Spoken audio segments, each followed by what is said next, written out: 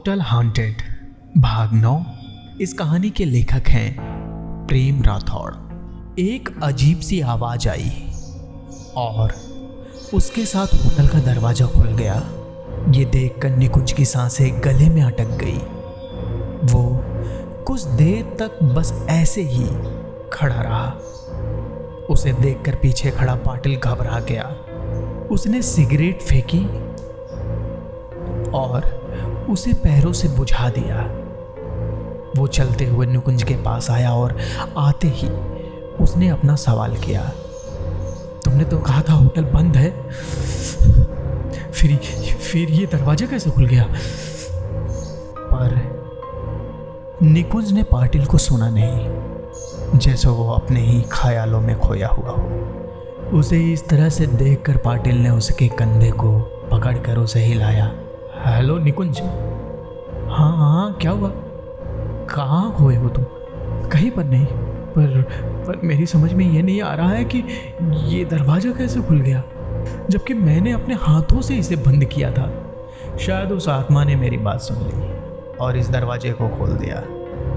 पाटिल गंभीर चेहरा बनाते हुए बोला और उसे सुनकर निकुंज उसके चेहरे को देखता ही रह गया। उसे इस तरह से देखता पाटिल मुस्कुराने लगा। पाटिल इतना बोलकर जोर जोर से हंसने लगा। जरा अपना चेहरा तो देखो। अरे मैं पुलिस वाला हूँ, तो क्या हुआ? मैं मजाक भी नहीं कर सकता। पाटिल इतना बोलकर जोर जोर से हंसने लगा। शायद वो दोनों अंदर हो, उन्होंने ही दरवाजा खोला हो।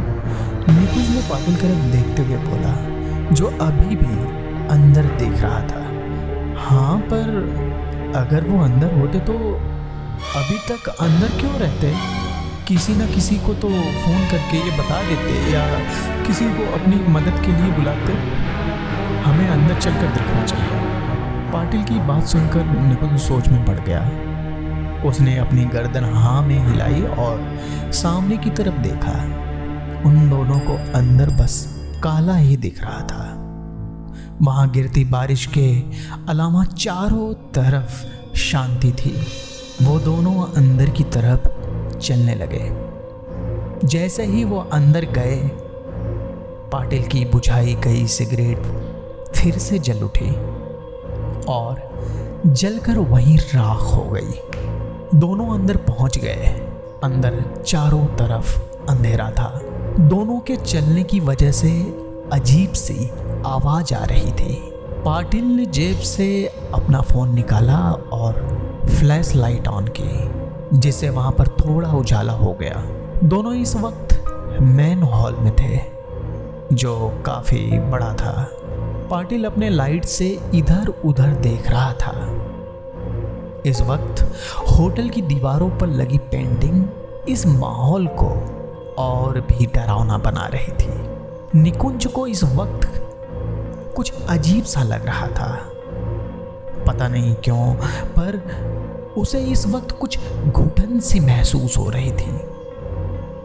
बाहर गिरती बारिश के अलावा चारों तरफ बिल्कुल सन्नाटा था। बाहर अब धीरे धीरे अंधेरा हो रहा था, पर बारिश की रफ्तार अभी भी वैसी ही थी। बाहर बिजली कड़कने की वजह से होटल की बड़ी बड़ी खिड़कियों में से रोशनी अंदर आती थी। मैं लाइट्स ऑन करता हूँ। इतना कहकर निकुंज ने 3-4 बार स्विच ऑन ऑफ की, पर लाइट ऑन नहीं हुई। लगता है एमसी डाउन है, नीचे बेसमेंट में जाना पड़ेगा। इतना कहकर वह दोनों होटल के पीछे की तरफ चलने लगे, जहाँ से नीचे की तरफ जाने की सीढ़ियाँ होती हैं। दोनों सीढ़ियाँ नीचे उतरने लगे। निकुंज को अपने गले के पास कुछ गर्मी महसूस होती है, जैसे कोई उसके गले के बिल्कुल पास खड़ा हो और गहरी गहरी सांस ले रहा हो। और वो पीछे मुड़कर देखता है तो उसे कोई नहीं दिखाई देता। वो दोनों चलते हुए पावर रूम में पहुंच जाते हैं। निकुंज पावर रूम का दरवाज़ा खोलता है और दोनों अंदर चले जाते हैं।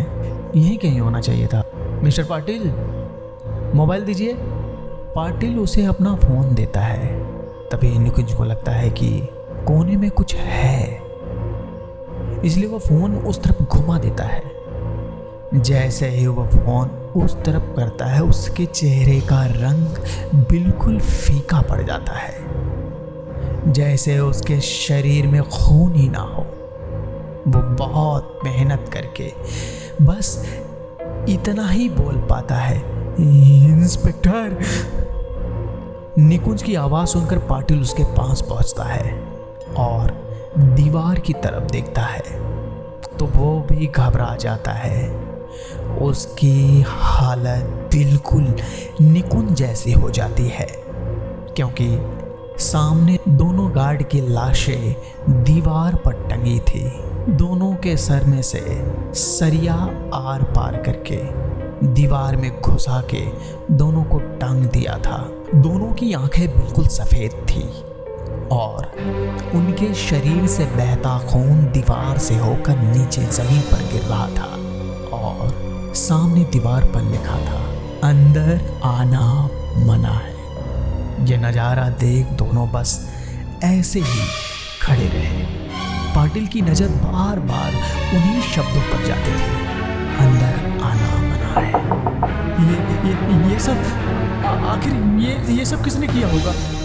निकुंज के मुंह से बस इतना ही निकला, पता नहीं, पर बहुत दर्दनाक तरीके से मारा इन्हें। मैंने अपनी पूरी सर्विस में ऐसी लाशें नहीं देखी। इतना कहकर कुछ सोचते हुए पाटिल दीवार के पास पहुंचा। वो उन शब्दों को ध्यान से देखने लगा। उसने उन शब्दों को अपने हाथ से छुआ और अपने हाथों को देखने लगा। उसने अपने हाथों को देखा तो चौंक गया। उसके माथे पर पसीने की बूंदें छलक आई। ये कैसे हो सकता है? ये कैसे हो सकता है? ये कैसे हो सकता है? उसके मुंह से बस यही शब्द निकल रहे थे। पाटिल को इस तरह से बड़बड़ाते हुए देखकर निकुंज ने पाटिल से पूछा, क्या हुआ इंस्पेक्टर, क्या बात है? निकुंज की बात सुनकर पाटिल उसके पास पहुंचा और अपना हाथ दिखाया। ये देखो निकुंज, ये खून बिल्कुल ताजा है, जैसे अभी अभी किसी ने लिखा हो। पाटिल की बात सुनकर निकुंज उसके चेहरे को देखता ही रह गया। पर ऐसा कैसे हो सकता है? हम तो कब से यहीं पर हैं और ना ही हमें कोई दिखाई दिया, तो फिर ये सब? यही तो सबसे अजीब बात है कि आखिर यह सब किया किसने? पाटिल गहरी सोच में डूबा हुआ था। तभी उसे लगा कि कोई उसके पास से गुजरा है और वह चौंक गया। उसने उस तरफ टॉर्च की तो वहां पर कोई नहीं था। क्या हुआ मिस्टर पाटिल? पाटिल को इस तरह चौंकते हुए देखकर निकुंज बोला, मुझे लगता है कोई है शायद। पाटिल की बात सुनकर निकुंज इधर उधर देखने लगा, पर वहां कोई नहीं था। वो बोर्ड के पास गया जहां पर बहुत सारे स्विच लगी हुई थी। उसने एक एक करके सबको ऑन कर दिया और उसके बाद वह रूम बंद करके वापस ऊपर की तरफ गया। दोनों ऊपर हाल में पहुंच गए थे। ऊपर उन दोनों में से कोई भी कुछ नहीं बोल रहा था। बाहर बारिश कम हो गई थी, पर फिर भी बादलों की गड़गड़ाहट अभी भी सुनाई दे रही थी। आसमान में चमकती बिजली की वजह से होटल की दीवारें चमक उठी थी और वहीं पेंटिंग्स एक अलग डर छोड़ती थी। पाटिल अभी भी अपने ख्यालों में खोया था। मैं जाकर लाइट ऑन करता हूँ। इतना कहकर निकुंज एक स्विच ऑन करता है, पर शायद एक और रूह को हिला देने वाला पल उसका इंतजार कर रहा था। जैसे ही निकुंज ने लाइट ऑन की और ऊपर की तरफ देखा तो वो डर के मारे जोर से चिल्लाया। उसकी आवाज़ सुनकर पाटिल अपने ख्यालों से बाहर आया तो निकुंज जमीन पर गिरा ऊपर की तरफ इशारा कर रहा था। पाटिल ने ऊपर देखा तो वो भी कांप उठा। वो बिना पलक झपकाए बस ऊपर की तरफ ही देखे जा रहा था। ऊपर की तरफ अलग अलग कोने में झूमर पे 3 स्टाफ बॉय की लाशें लटकी हुई थी। उनके शरीर से टपकता हुआ खून नीचे फर्श पर गिर रहा था। झूमर के कांच उन तीनों के शरीर के आर पार किए गए थे। तकरीबन आधा झूमर के कांच उन तीनों की शरीर के आर पार थे। सबसे चौंकाने वाली बात यह थी कि उन तीनों झूमर के कांचों में एक दरार भी नहीं पड़ी थी, जैसे किसी ने उसे छुआ तक ना हो। यह नज़ारा देखकर पाटिल तुरंत निकुंज के पास पहुंचा, जो अभी भी अपनी नज़र गड़ाए हुए एक टक बस ऊपर ही देख रहा था। पाटिल ने निकुंज को पकड़ा और कहा, निकुंज, निकुंज, होश में आओ। हमें यहाँ से जल्दी से निकलना होगा, क्योंकि यहाँ पर एक पल भी रुकना खतरे से खाली नहीं है। पाटिल की आवाज़ सुनकर वो होश में आया और दोनों दौड़ते हुए होटल के बाहर निकल गए। दोनों दौड़ते हुए जीप के पास पहुंचे। निकुंज, निकुंज, तुम स्टीयरिंग संभालो, मैं पीछे से धक्का लगाता हूं। इतना बोलकर पाटिल ने अपनी पूरी ताकत से जीप को आगे की तरफ धक्का दिया। निकुंज ने 2-3 बार ट्राई किया और जीप स्टार्ट हो गई। जीप के स्टार्ट होते ही पाटिल तेजी से गाड़ी में बैठ गया और जीप अपनी रफ्तार से चलते हुए वहां से चली गई। जीप के वहां से जाते ही होटल के अंदर की लाइट्स अपने आप ऑफ हो गई और होटल का दरवाजा बंद हो गया। फिर से वहां पर एक अजीब सी खामोशी छा गई। जीप तेजी से निकुंज के घर के पास पहुंच गई। दोनों चलते हुए घर में एंटर हुए। दोनों की सांसें तेज चल रही थी, क्योंकि आज जो उन्होंने देखा उसे भूलना शायद ही मुमकिन था। यह किसी के भी रूह को हिला देने वाला मंजर था। निकुंज ने पानी की बोतल पाटिल को दी। वह उसे एक सांस में पी गया। उसके चेहरे पर काफी पसीना था। दोनों सोफे पर बैठे हुए थे। कोई कुछ भी नहीं बोल रहा था। आखिर यह कैसे हो सकता है? जब मैंने फोन की लाइट से ऊपर देखा तब तो वहां पर कुछ भी नहीं था। फिर अचानक आखिर यह कैसे हो सकता है? पाटिल निकुंज की तरफ देखते हुए बोला, मुझे भी कुछ नहीं समझ में आ रहा है। अचानक से ये मौतें आखिर कौन कर रहा है ये सब? कई लोगों का कहना तो सही नहीं, क्या वाकई में? निकुंज इतना बोलकर रुक गया। पाटिल निकुंज के चेहरे को देख रहा था। उसे भी शायद अब इस बात में सच्चाई नजर आ रही थी, क्योंकि आज जो हुआ उसे झुटलाया नहीं जा सकता था। मुझे राजीव सर से इस बारे में बात करनी होगी, पाटिल ने निकुंज से कहा।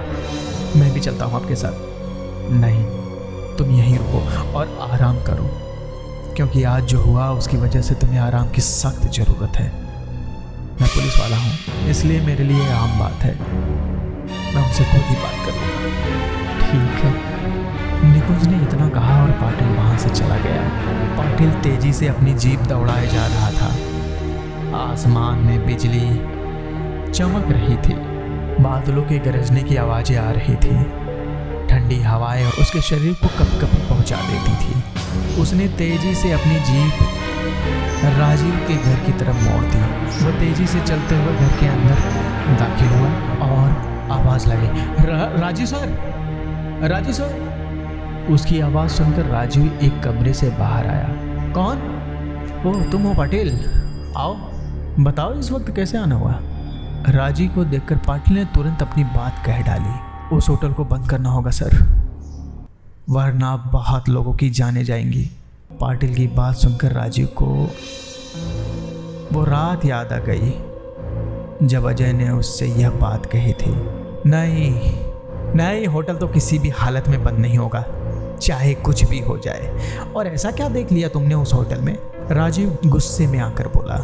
शायद सभी लोग ठीक कहते हैं, उस जगह पर कुछ तो है जिसे हम लोग देख नहीं सकते, क्योंकि किसी को इस तरह से मारना किसी इंसान के बस की बात नहीं है।